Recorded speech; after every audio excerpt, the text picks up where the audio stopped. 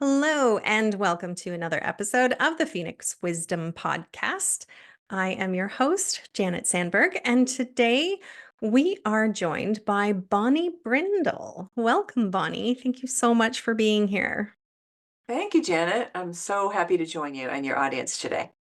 Okay, why don't you tell them a little bit about yourself to start us off? Let's see. I'm completely obsessed with horses every day, all day. I love them so much. And I spend a lot of time with them, which is one of the things that I do to keep myself grounded. I grew up in Massachusetts, on the coast of Massachusetts, and spent a lot of time in nature and around horses and dogs, and had a really difficult, psychologically unsafe family life as a younger person, and developed debilitating anxiety disorder through that and through being a sensitive person, and really struggled a lot with how and what to do about my um, anxiety issues. um, I was diagnosed with panic disorder in my early 20s, which developed into agoraphobia, which is the fear Mhm. of leaving the home or being out in large open spaces after having panic attacks in different venues, like at a grocery store or bank, or when I was in college trying to go to class. And pretty soon, with agoraphobia, the world gets smaller and smaller until Mhm. folks are stuck in their homes. And that was kind of where things got really difficult for me. And now I am a therapist in Colorado. I'm a transformational coach and an author, and I write about helping people gain support for moving out of anxiety and depression. Amazing. I'm Thanks. so happy to have you here. Thank you. And it's nice to know that there are professionals out there who have experienced these things themselves also. And you're not just, you haven't learned about depression and anxiety from a textbook. And, it's it's good. So Yes, we need more of those people out there. I agree. And I will give props to therapists that I've worked with that haven't had these particular issues and are, have done their research and work with people who've been helpful to me and others, having walked the walk, Mm. really being stuck and figured out a path out of that. I think that makes my work valuable to others who are struggling in ways similar, maybe to the ways that I did. Absolutely. Well, let's talk a little bit more about that struggle. What was going on in your life when you were down a deep dark hole and didn't want to be here? Okay. So, sort of the buildup through family issues, my dad's alcoholism, another family member's alcoholism, another family member's infidelity, anger and resentment, and relationships that would have been better parted, that stayed together, and made it really difficult for the family to have a peaceful existence together. And as I said, as my anxiety built and became panic disorder about in high school, I would say the first time I had a panic attack was when I was in high school in an English class. We were watching a video about a young man who was struggling with alcoholism, and it Mhm. went I'm having a terrible accident. And I just my brain just felt like it was exploding in my head, and I went running out of class, and a good friend of mine came and helped me get through that. But that was the first time I was unable to kind of hide and manage and pretend that everything was okay. Uh, Yeah. yeah, those instances grew as I into my young adulthood until I was truly agoraphobic. I couldn't go to some of those places and situations that I had panicked in. Started to Mhm. avoid things, right? And that's how people end up getting stuck just in one place. And I would say the sort of the crux of the issue, the biggest thing that came for me that I struggled with was it took a lot for me to get to college. My family was not invested in education. They weren't particularly interested in my continuing after high school, etc. Mhm.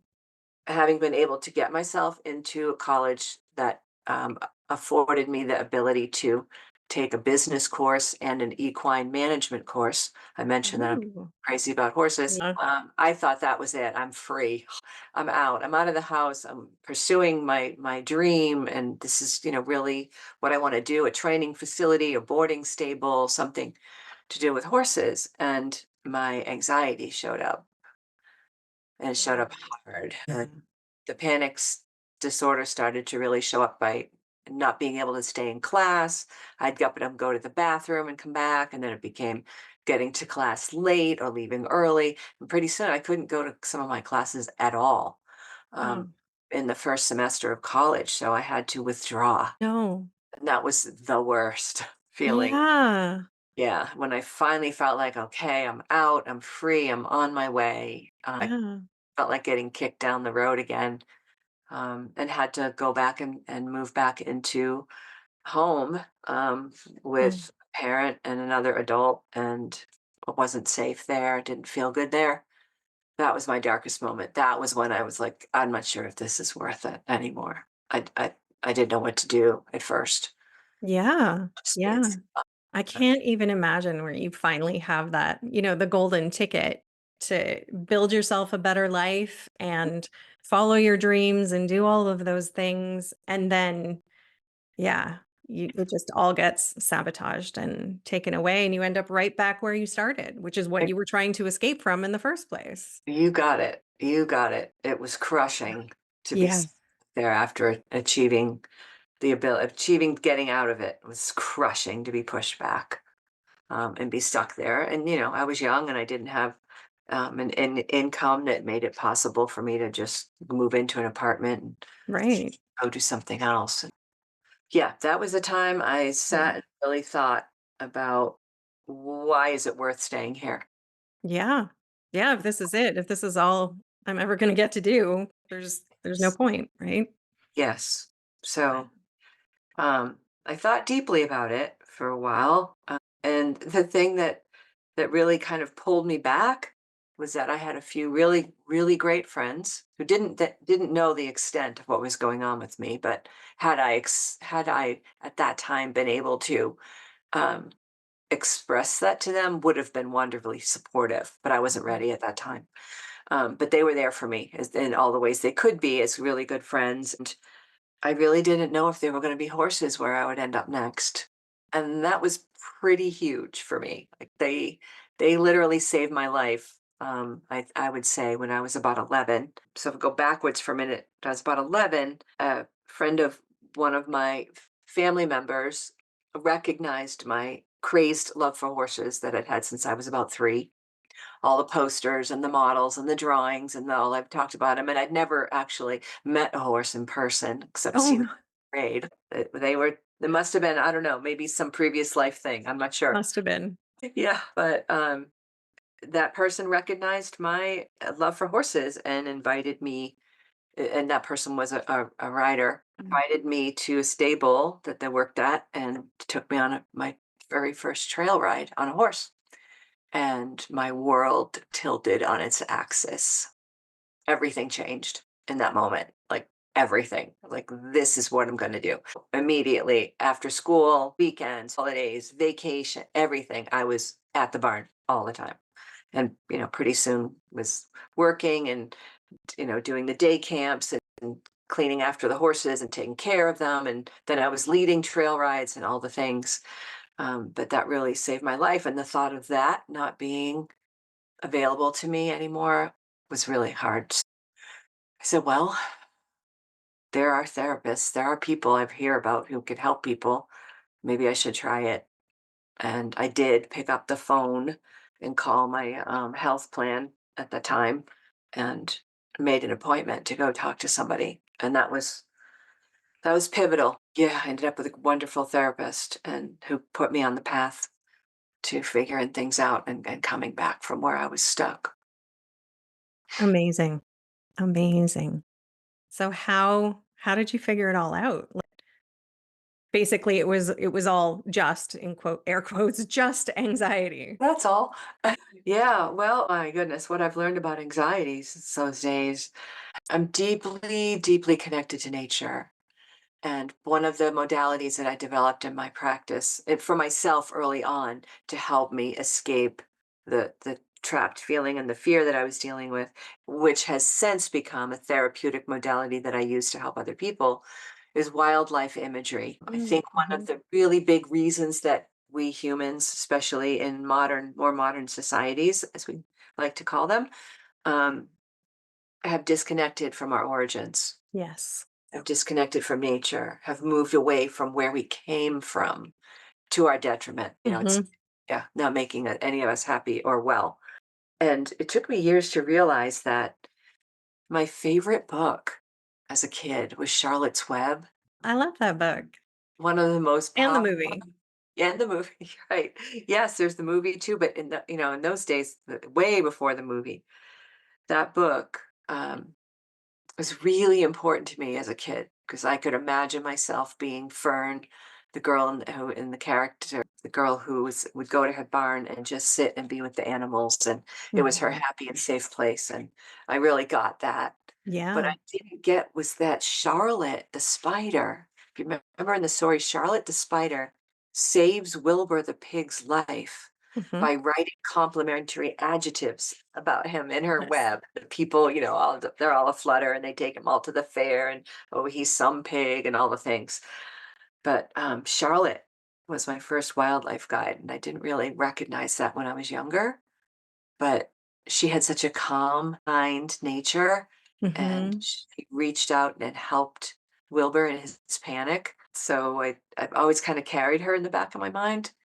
But then when I got a little bit older and started looking at the nature piece, and I sit a lot of times out in trees and I connect with animals that are around me, and I envision animals that I need certain powers from, like I need protection. I'll bring wolf up for me, or I'm feeling like I need to transform out of some place that I'm stuck or something new that's coming to me. I'll ask dragonfly to come and be with me because dragonflies are transformational. So I started with that, with using that, and then working in the therapeutic situation with being able to tell my therapist my truth, to just be able to have a safe space to actually tell him what was going on.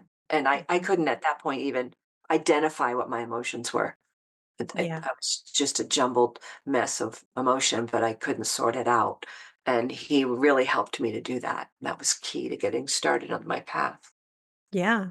Yeah. I understand that feeling of just being a jumbled mess of emotions and not knowing one from the other, and they all just, and I think partly that happens when we don't express them, right? When we just keep them in and shove them in, they all get stuffed into the same box, and then you're like, "Well, I don't know what any of these started out as because now they're all just, a big mess." And trying to identify them and sort them out and yeah, just understand how we're feeling.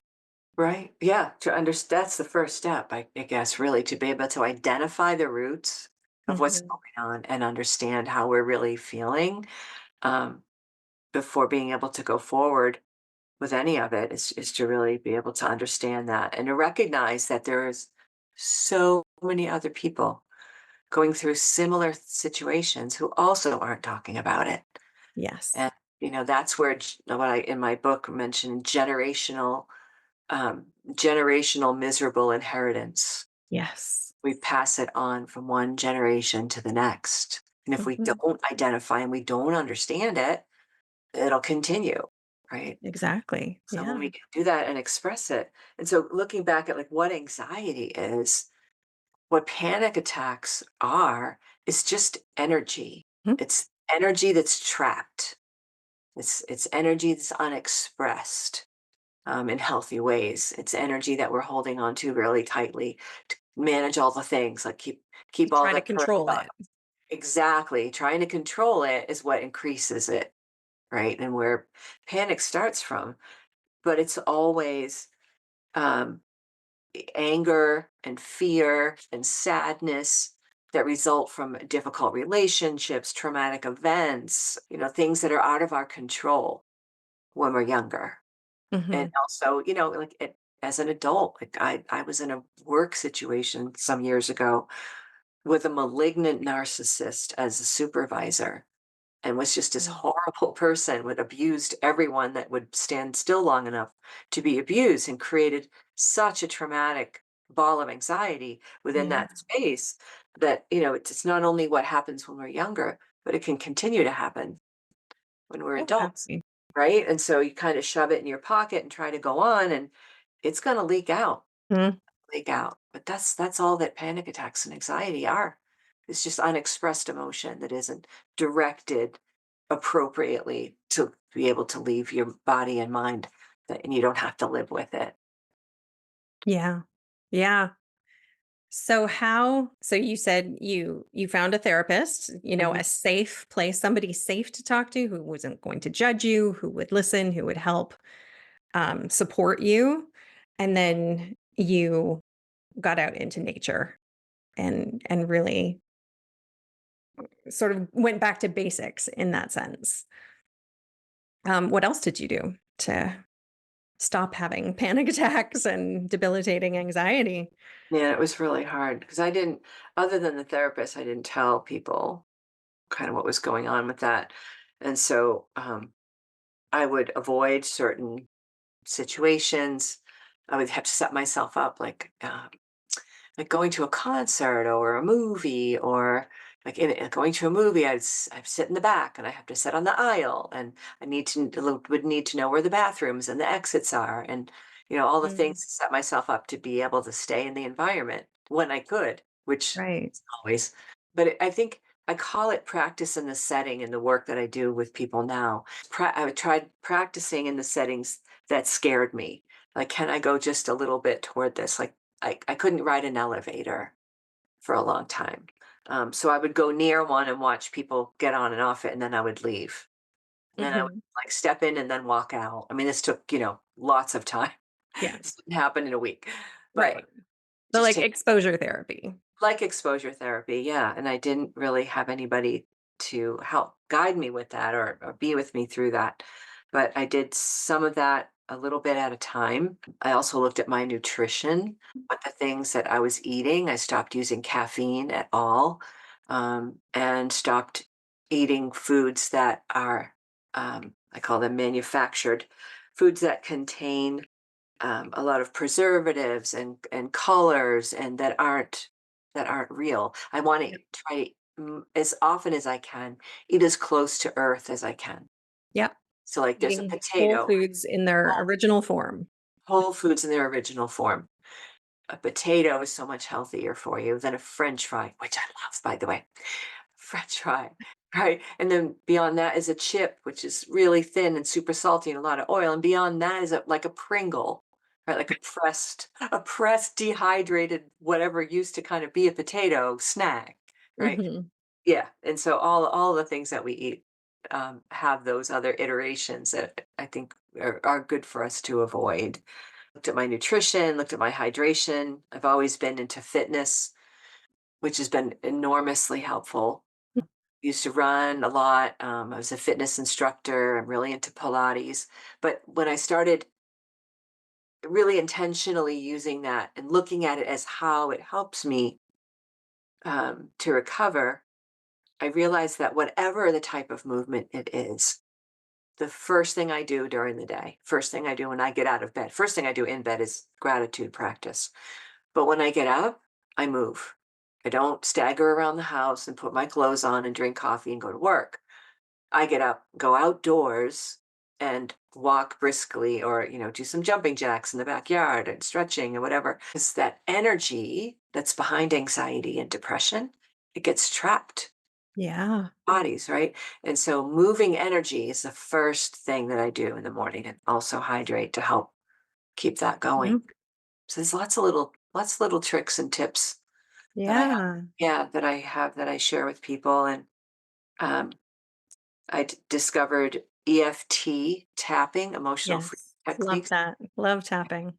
It works so incredibly well. And you can go on YouTube and get some tips on how to do that on your own to get started. And then there's a therapeutic level too that people want to go deeper, but you can access that like that. Is the EMDR, the eye movement desensitization and reprocessing therapy, which is a therapy that uses sound or actual tapping from one side, your bilateral left and right sides, to help reintegrate the brain hemispheres and the processing after Oh, trauma. That helped me a lot. I got into that when it's usually used post trauma, when a trauma keeps revisiting and keeps reliving, and you keep returning to it. Helps people to stop returning to it that way. that's great. Yeah, I've that's heard really of it, but I didn't really know exactly what it was. it's fantastic. EFT at the therapeutic level incorporates some of the EMDR pieces in addition to the Mhm. tapping of meridians to help unblock the energy that are like meridians are energy pathways through our bodies. And when we are depressed, angry, traumatized, that energy gets stuck in the Mhm. body. And to be able to literally help move it out while we're talking about what it is that's we're struggling with is so much more effective than just a talk therapy. Absolutely, So, absolutely. I mean, you need the talking, because yep, that sort of digs it out on a in a more physical level, because 'cause we're using our voice while we're talking, and that's expressing it and getting rid of it in one way, but also, yeah, doing some form of energy work. I'm a Reiki master teacher, so that's always my go-to. Yeah, whatever feels good to you, but just get that energy moving. Your absolutely. The energy work, the somatic work, the body work work, yep, needs to move go. the body to get that moving all in conjunction. It's really wonderful. But yeah, just getting up in the morning and going out and walking with a water bottle, like that starts my day in such a great way. And And it just doesn't have to be like an hour-long walk. It doesn't have to take a lot of time. And yep, I think that's always or what stops people, and usually what would stop me is that if I have to do something, it's gonna take me forever to do it, and it's gonna and then I can't afford to spend an hour doing that, but it's not, you can just go outside and walk around the block and for 10 minutes, and that's good enough, you don't have to right. make it a 5K walk every morning. No, you don't, and that you're right, just getting that started on whatever level feels good to Mhm. people, and then there's research behind time in nature, and nature can be, your own backyard or the park down the street or anywhere there's trees or greenery or, squirrels and rabbits or, it doesn't have to be, way out in the wilderness. Yeah. But even at home, it's some people are not able to go out of their homes. If they have plants, they have an area of home where there's greenery and plants and life, that's nature too. But engaging with nature helps us to ground ourselves because that is where we came from. It's kind of like going home. The anxiety lives all in our heads. Yes. So if we can, make sure that our feet are attached to the ground, it brings that down, so we're not just floating away and freaking out all the time. Absolutely does. I even And had one time a friend, and I'm from Canada. It's cold in the winter, and it's probably cold in Colorado too in the winter. But she was like, what do I do in the winter when I can't walk barefoot in the grass? Because that was kind of her grounding thing. And I said, well, let's brainstorm something. So she ended up just getting like a shallow tub and putting like potting soil in it, and then just like putting her bare feet in the soil in this oh, little tub that she kept in her living room. So she could ground herself in the middle of winter when there was a foot of snow on the ground. that's brilliant. Yeah. That is brilliant. I love that idea. Soil, you're there, it's earth, you're connected. It's Yep. fantastic. One that I do is get out by trees. If Mhm. you can get even to a single tree. Yeah. When I'm walking, I'm always looking up at the trees. I'm talking to them. I thank them for all the things. Because if we didn't have trees, trees prevent erosion, they provide us shade. They provide homes for small animals and insects and birds. And they give us back oxygen. Yes. Right? So they're absolutely critical to our survival. And so, like you say, sometimes the weather might not be conducive to barefoot in the grass, but if you can be anywhere near a tree, it's always conducive to put your hands on the trunk of a Yeah. tree Yeah. and just be with that grounding. Because that tree has stood there for who knows how long, observed all the life around it for who knows how long. It has such a sage presence and such a deep grounding into the earth and its roots that for me, that just putting my hand on a tree Yeah. makes me stop and breathe deeply and just connect myself back when I'm feeling dysregulated and my head's like flying around without me and all of those fun things that happen. Yeah, just getting with trees and just putting my hands on them. It's amazing the difference it can make. Yep. Yep. So you have a book and a workbook that has some Yeah. of these ideas in it. Yeah, I do. So I was very careful to write this book to be approachable for people who struggled like I did. So on the cover, there's a very cute raccoon holding a magnifying glass and looking at you. And digestible. It's powerfully written in a brief fashion. It's 158 pages. I know Okay. that not, Totally yeah, doable. and I've just looked just recently at a book that I um, wanted to read that I was interested that was written by some college professors about dealing with anxiety, and it's like 350 hardcover pages. And I thought, not everybody has the time or the inclination to read like that. Mhm. That's for people who dig into reading a lot. This book, my book is called Cracking the Crazy Maker's Code: 9 Simple Steps to Ease Your Anxiety. And it's a memoir of some of the questions you've asked me here, a memoir of a more expansive look at how anxiety disorder develops, what the triggers are, how I discovered the roots of what was happening for me, how I started to create a path out of it. And then at the end of each chapter, I actually made the path concrete by adding a mantra and reflection questions for people to look at their own experience, because I'm just the subject, Yeah. and then action steps to take to work through it. It's in 9 short chapters, and at the beginning of the book, there's a QR code that um, you can go to the QR code and print out the journal itself. That's just the mantras and the action steps, so you can take either copy it and write it and do it on your on screen or online, or you can print it out and like any journal, you can write in it with a pen or pencil to write your own notes. And as a matter of fact, today I just met with somebody who bought the book and did the journal. And we met for 45 minutes or so talking about some of the things the revelations that she had about her own experience and her past and her current behavior and relationships based on what she wrote in the journal. It was really wonderful to spend that time with her and really powerful to hear it. And so, like, my first chapter, which I call Origins, talks a lot about, the childhood and dealing with my family and all the things that sort of came at me kind of fast as a young kid, and were overwhelming. The mantra for that first chapter is, even if my family didn't always support me, I accept myself and I'm worthy of love. Wow. Yeah. Yeah, and I asked the reader to reflect on things like, what did you think of as normal behaviors in relationships that weren't? Right. Like, what Yeah. actions have you made excuses for or chosen to ignore?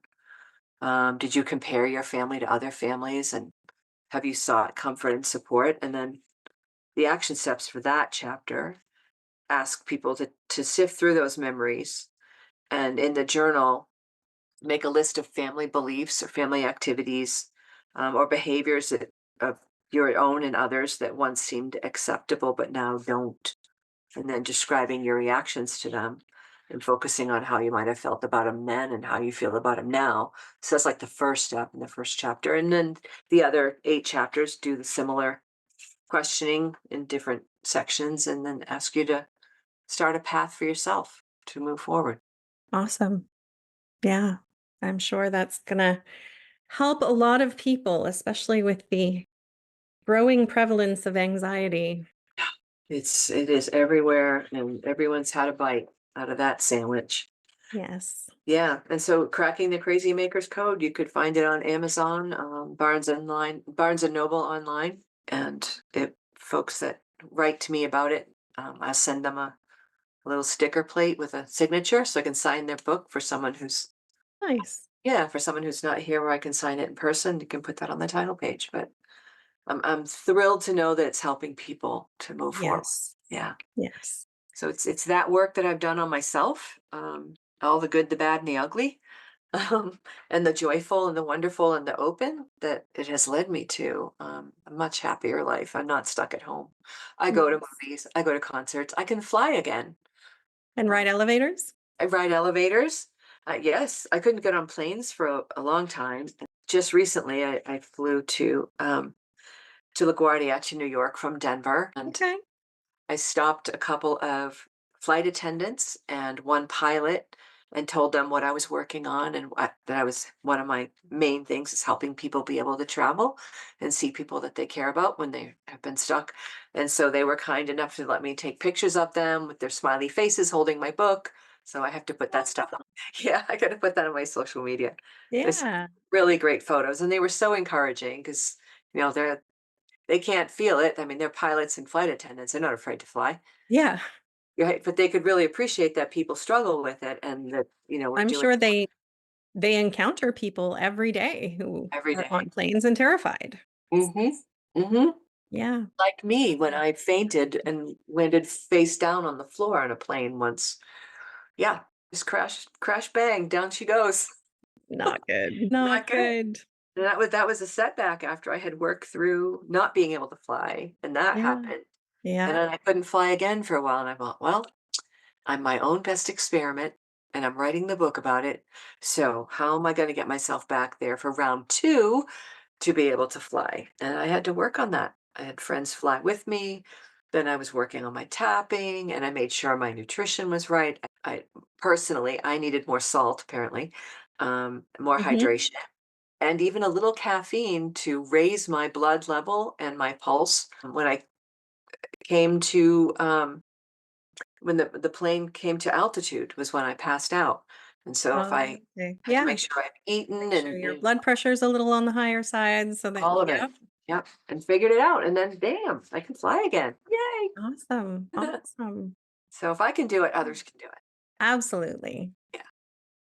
All right. Well, thank you so much for being here today and sharing your story and your insights and your wisdom with us. I appreciate you. Thanks, Janet. What a wonderful opportunity you've created for people to come and talk about the fact that, yeah, you can be as low as you can go and really feel like, I just don't know why I'm here. Well, what's the point of this? I'd rather end this than go on. And be able to come back from that and talk about it without any shame, without any blame, because it's nobody's fault. Nope. You didn't ask for being in the place that you're in when you're struggling, and being able to be here with you and talk to your audience about how possible it is to move forward from that is really a gift, and I really appreciate it. Thanks. My pleasure. Thank you for listening. Remember that you are loved, you are worthy, you are valuable, you are meant for more, and that it really does get better. If you are in crisis, there are numbers that you can call or text to get the help that you need. That information for Canada and the US is in the description below each episode. If you are in immediate crisis, please call 911. We love you, and I hope you'll listen again.